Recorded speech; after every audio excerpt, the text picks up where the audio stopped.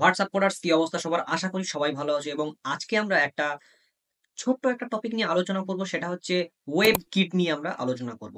তো এই web kit জিনিসটা কিন্তু মানে খুব একটা ছোট জিনিস, মানে এটা কেন ব্যবহার করা হয় এবং এটা জাস্ট একটা আমি তোমাদেরকে ব্যবহার দেখিয়ে দেবো, যাতে তোমাদের সমস্ত কিছু মানে আর না যেন প্রবলেম থাকে। আর আমি এটা দেখেছি যে অনেকের ওয়েব কিট নিয়ে অনেক প্রবলেম থাকে, যে ওয়েব কিট জিনিসটা কি অ্যাকচুয়াল।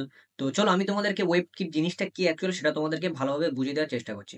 তো প্রথমে আমি ভিএস কোড খুলে নিলাম এবং ভিএস কোডে আমি দুটো ফাইল করে নিলাম, যেরকম করে নেয় একটা এইচটিএমএল ফাইল, একটা সিএসএস ফাইল।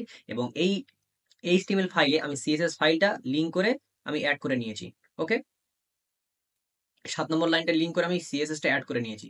এবং আমার যেরকম বয়লার প্লেট দিতে হয়, এখান থেকে এই পর্যন্ত আমার সিএসএস এর বয়লার প্লেট দিয়ে দিয়েছি।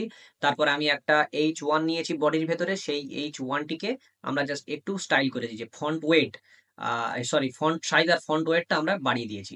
এবং আমরা এইচটিএমএল এর ভিতরে ডিসপ্লে ফ্লেক্স আর justify content centre align item centre করেছি, যার জন্য আমাদের এই নামটা আমাদের মানে ব্রাউজার মানে বডির একদম পুরো মাঝখানে আসছে। তো অ্যাকচুয়াল ওয়েব কিট কেন ব্যবহার করব আমরা? অ্যাকচুয়ালি আমরা ওয়েব কিট এই জন্য ব্যবহার করব, মানে আমরা যখন সিএসএস এর ক্লাস লিখি আর কি, মানে ডিজাইন করি আর কি, তো সেগুলো হচ্ছে অ্যাপেলের সাফারি অথবা ক্রোম অনেক ক্ষেত্রে সাপোর্ট নেয় না।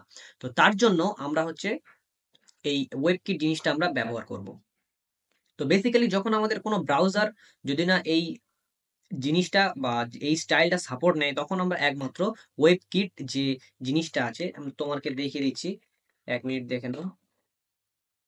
এই যে ওয়েব কিট জিনিসটা, web kit animation, web kit animation delay, web kit জিনিসটা যখন আমরা লাগাবো, তখন হচ্ছে ওই সাফারি অথবা ক্রোম যে ব্রাউজার গুলো আছে, যে ব্রাউজারে নর্মাল সিএসএস চলে না, সেই ব্রাউজারে ওয়েব কিট দেওয়ার পর সেখানে সিএসএস শো করবে। তো আশা করি তোমরা বুঝতে পারলে যে ওয়েব কিট জিনিসটা অ্যাকচুয়াল কি হয়। তো এখন তোমাদের একটা ওয়েব কিটের জাস্ট একটা এক্সাম্পল তোমাদেরকে দিয়ে দেবো, যেটা দেখলে তোমরা একদম পুরো হাইট ভাবে বুঝতে পারবে। তো এখানে দেখে নাও যে আমি যদি আমার এখানে লিখি যে webkit text stroke width, ঠিক আছে। এটার মানে হচ্ছে আমি যে তোমাদেরকে দেখেছি, এটা যদি মনে করো আমি 10 পিক্সেল করলাম এবং 10 পিক্সেল করার পর আমি এটা মানে চওড়া দিয়ে দিলাম, টেক্সট স্ট্রোকের উইডটা চওড়া আমি 10 পিক্সেল দিয়ে দিলাম। এবং তারপর আমি দিয়ে দিলাম যে web kit text stroke colour কোন কালারের হবে, আমি ব্ল্যাক করে দিচ্ছি। অ্যান্ড আমার যে মেন যে লেখাটা H1, তার কালার আমি ট্রান্সপারেন্ট করে দিচ্ছি। অ্যাকচুয়াল এবারে যখন আমরা আমাদের মেন কালারটা ট্রান্সপারেন্ট করে দেবো, ট্রান্সপারেন্ট করে দেওয়ার পর আমাদের যে H1 এর যে কালারটা ছিল ব্ল্যাক কালার, সেটা ভ্যানিশ হয়ে যাবে।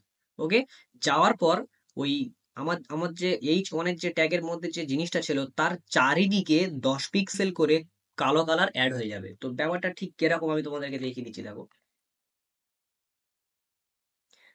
সরি, এখানে হচ্ছে এতটা পরিমাণ হওয়ার কারণ হলো আমি এই 10 পিক্সেলটা অনেক বেশি দিয়ে দিয়েছি। এটা যদি আমি 2 পিক্সেল করি, তারপরে গিয়ে দেখো, তাহলে তোমরা দেখতে পাচ্ছ যে ভিতরের কালারটা ভ্যানিশ এবং চারিদিকে বর্ডার টাইপের হয়ে গেছে, যার জন্য আমরা এটাকে দেখতে পাচ্ছি খুব সহজে। তো ওয়েব কিটের এরকম আরো অনেক অনেক ব্যবহার আছে, সেগুলোতে আমি যাচ্ছি না, কারণ তোমরা আস্তে আস্তে এগুলো তোমরা এক্সপ্লোর করতে করতে তোমরা সবকিছু বুঝতে পারবে যে অ্যাকচুয়াল ওয়েব কিট জিনিসটা কি। এবং আহ, এগুলো দেখো, আমি যখন প্রথম থেকে ভিডিও বানাচ্ছি তখন তোমাদেরকে বলে দিয়েছি যে কোনো জিনিস 100% শেখা যায় না, প্রত্যেকটা জিনিস এক্সপিরিয়েন্স এবং আস্তে আস্তে করার মাধ্যমে শিখতে হয়। আর কোনো জিনিস ইউটিউবে তুমি 100% পাবে না।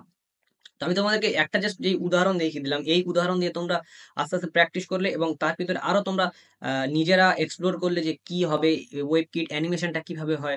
অ্যানিমেশনের যদিও আমি ক্লাস এখনো নিইনি বা অ্যানিমেশনের ভিডিও আমি দিইনি, ওগুলো আমি পরের ভিডিওতে দেবো। তো অ্যানিমেশনের সিরিজ আমি দেওয়ার পর তোমরা বুঝতে পারবে যে ওয়েব কিট অ্যানিমেশন কিভাবে কাজ করে। তো আজকে ওয়েব কিটটা কেন ব্যবহার করা হয়, কিসের জন্য ব্যবহার করা হয় এবং ওয়েব কিটের একটা জাস্ট এক্সাম্পল তোমাদেরকে দেখিয়ে দিলাম। তো আজকে জাস্ট এই পর্যন্ত, দেখা হচ্ছে একটা নতুন ইন্টারেস্টিং ভিডিওতে। আর তোমরা যদি আমার চ্যানেল নতুন হয়ে থাকো, তাহলে প্লিজ সাবস্ক্রাইব এবং লাইক শেয়ার যা ইচ্ছা তাই করে দিও, কোনো ব্যাপার না। তো চলো এক্সট্রা কথা না বাড়িয়ে আমরা চলে যাচ্ছি এবং দেখা হচ্ছে পরের একটা নতুন ভিডিওতে।